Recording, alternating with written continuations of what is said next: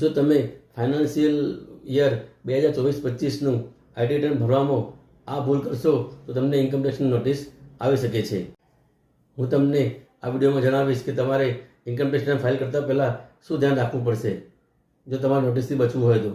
જો તમે એક પગારદાર વ્યક્તિ છો, સેલરાઇઝ પર્સન છો અને કોઈ પણ સંસ્થા કે ગવર્મેન્ટમાંથી તમારે સેલેરી આવે છે અને તમે વર્ષ 2024-25 દરમિયાન કોઈ આઈપીઓ લાગ્યો છે અને એ વેચેલો છે અથવા તો કોઈ શેર ખરીદ્યા છે અને વેચ્યા છે અથવા તો તમે કોઈ મ્યુચ્યુઅલ ફંડ ખરીદ્યા છે અને વેચ્યા છે તો એવા સમયમાં એવા કેસમાં તમારે કેપિટલ ગેઇન ભરવાનો રહેતો હોય છે.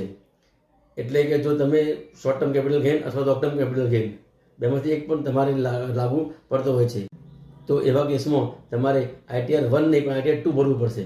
જો તમે ITR 1 ભરશો અને તમે તમારો કેપિટલ ગેઇન નહીં બતાવો તો ઇન્કમ ટેક્સ તમને જરૂર નોટિસ મોકલશે.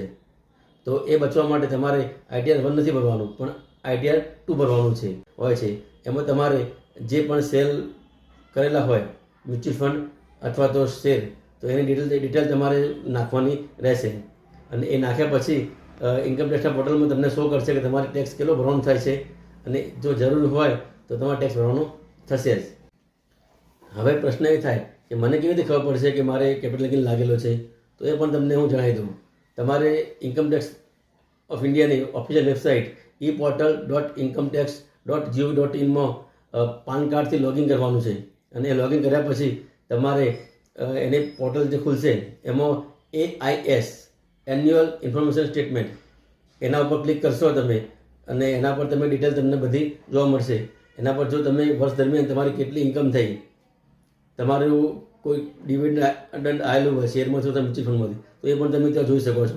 તમારી અધર ઇન્કમ જેમ કે સેવિંગ ખાતાનું વ્યાજ કે કોઈ એફડીનું વ્યાજ પણ હશે તો પણ એ તમને ત્યાં શો કરશે અને તમે ત્યાં જોઈ શકશો. અને સૌથી નીચે તમે જો કોઈ મ્યુચ્યુઅલ ફંડ અથવા શેર વેચ્યા હશે તો એના પણ આ ડિટેલ તમને ત્યાં જોવા મળશે.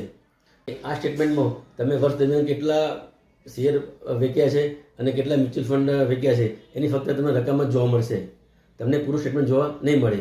પૂરા સ્ટેટમેન્ટ મેળવવા માટે તમારે તમારા શેર બ્રોકર જ્યાં તમારું ડીમેટ એકાઉન્ટ છે અને હા તમે જો કોઈ મ્યુચ્યુઅલ ફંડ વેચેલા હોય તો તમારો જે મ્યુચ્યુઅલ ફંડ ડિસ્ટ્રીબ્યુટર હોય એના જોડેથી તમે પ્રોફિટ એન્ડ ગેઇનનું લોસનું સ્ટેટમેન્ટ મંગાવી અને એમાં તમે જોઈ શકો છો કે તમારે કેટલો લોંગ ટર્મ કેપિટલ ગેઇન લાગેલો છે અને કેટલો શોર્ટ ટર્મ કેપિટલ ગેઇન લાગેલો છે. ઇન્સ્યોરન્સ કે મ્યુચ્યુઅલ ફંડ કે ઇન્વેસ્ટમેન્ટને લગતા કોઈ પણ પ્રશ્ન માટે તમે મને કોમેન્ટ કરી શકો છો અથવા તમારા આ નંબર પર તમે મને વોટ્સએપ પણ કરી શકો છો. જો તમને મારી આ માહિતી